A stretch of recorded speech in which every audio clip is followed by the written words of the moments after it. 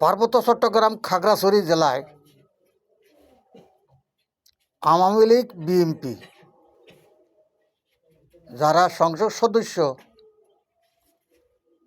Union পরিষদের member, chairman, DC, টিউনু, জজ, magistrate সবাই সংযুক্ত হয়ে কিভাবে বাঙালিদের জায়গা জমিন,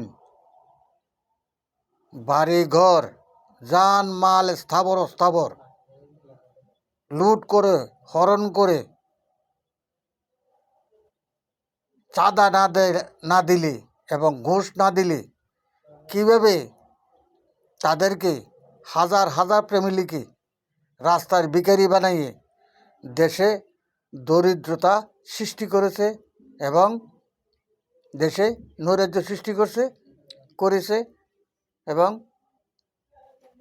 কেউ চাচ্ছে না সৎভাবে একটা মানুষ বাঁচক, চলক, তার ন্যায্য অধিকার নিয়ে এবং তার হালাল রুজি ন্যায়ের পথে, সত্যর পথে চলতে দিচ্ছে না। আওয়ামী লীগ বিএনপি কোনোটাই না, সবাই লুট, ঘুষ, দুর্নীতি, সেটার দিকে এমন ভালো রাস্তায় কাউকে আসতে দিচ্ছে না এবং লুটপাট করতেছে। যে এটি সত্য সত্য সত্য, আমার কাছে হাজারে হাজার প্রমাণ আছে, লিখিত প্রমাণ আছে।